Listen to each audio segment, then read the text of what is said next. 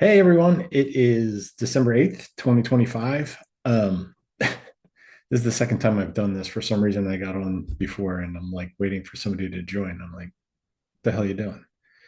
Anyway, real quick, uh, 45th anniversary of the assassination of John Lennon.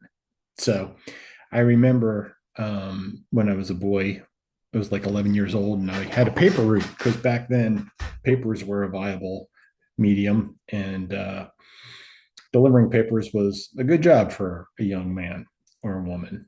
Um, I think I made like 15 bucks a week, which in 1980 was a shit ton of money. So that kept me in Hostess apple pies and chocolate milk pretty good. Also, as coincidence would have it, each copy of the paper sold for 35 cents, and Entman's chocolate donuts, or the coffee cake ones, were also 35 cents at the local 7-Eleven. So Al Waslow, who ran the 7-Eleven, would let you trade out newspapers for donuts. So if you had any extra when you were done with your route, you could get some donuts. It was a pretty sweet setup. Anyway, December 8th, 1980. It was freezing cold. And like every other morning, I think I had to get up at like 6:30. Um, it was, I've been a hardworking guy pretty much all my life. I don't know if I'm sharing the right screen. Hold on. Let me try to do this again. No, I want screen two. Let's go screen two. Screen one, screen two. Okay. So I found a couple pictures. So freezing cold, I go out and you get like a stack. It's probably like a foot. It's probably like 35, 40 newspapers. So I would sit there on the curb and I would fold them, or if it was raining, I would put them into plastic bags. You get pretty good at this. Your muscle memory. I could wrap 35 newspapers in rubber bands pretty quickly. And you had to fold them in such a way that they would be aerodynamic. So you lay your bike on your side with the basket on the front, and then you stack all the folded papers in there, and then you ride down the street and you just chuck them up onto the porches. You had to be pretty good. I broke a couple of glass panes on doors in my career, which I then had to replace or at least give them free newspapers for however long it took to pay back what they had to shell out for the broken window. But anyway, eventually I was pretty good at it to where I could consistently hit that front porch from the sidewalk. There were certain bumps in the sidewalk, so you had to watch out for that, or else, either you'd fall off your bike, ass over tea kettle, or some papers would pop out. It was a pain. There were a lot of challenges. There were a lot of pitfalls. But anyway, um, I remember going out there that day, and this is what I saw. This was the cover of the Philadelphia Inquirer the day that John Lennon, well, it was the day after, because news traveled slow back then. And I just remember seeing it, and I was like, no, I was pretty into the Beatles at the time. My brother Joe, who's always been my musical sensei, bought a copy of the White Album, and the lyrics to all the songs were in this big folded poster that came in the album, and I had them up on the wall. So I was listening to a lot of Beatles at that time. So this hit pretty hard. You can see John looking like a cool guy, and then Yoko Ono.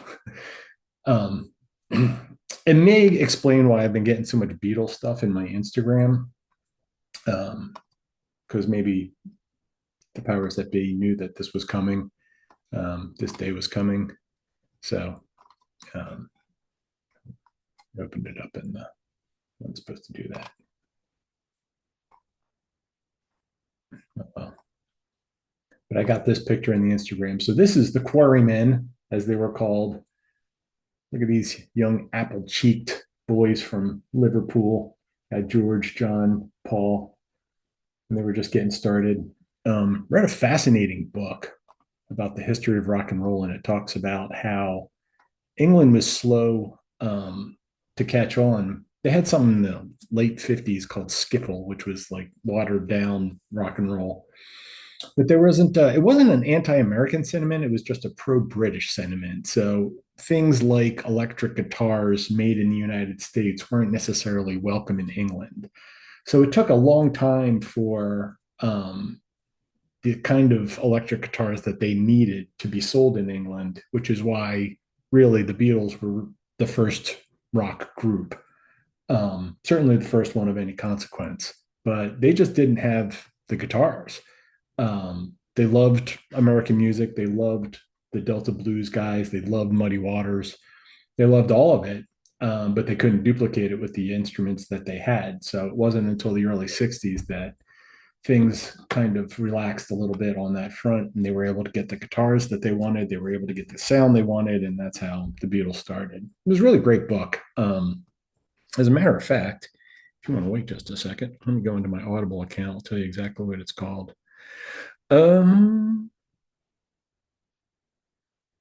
Maybe give this a 50-50 chance of happening. Audiobooks. America's Music. No. Yeah, it's not in here for some reason. Rude. I may have listened to it on Spotify. Anyway, I'll have to find the name of it and put it in a future podcast, webinar, whatever these things are called. But I'll do that for sure. There's I was looking for it on YouTube. This stand-up comedian talks about how, they were out in front of the Dakota Hotel in Manhattan, and what's his name? Mark David Chapman came up. I guess he had a copy of Catcher in the Rye in his back pocket or something like that. And he thought he was John Lennon and there couldn't be two John Lennons, something like that. This is me knowing a very little bit about a lot of different things. But there's something about Catcher in the Rye, and there's something about, obviously he was mentally ill. So he fired, I think, 6 bullets into John Lennon's chest. This comedian's talking about how, like, Yoko Ono was right there. She was right there. She didn't get one. Yeah, Yoko Ono's pretty much a villain in the annals of classic rock. But yeah, so there's my thoughts on John Lennon, and I will find that book, I promise, and I'll put it in a future podcast. But until then, R.I.P. John Lennon. We will continue to imagine whatever it is we're supposed to imagine based on your song. All right. See you later.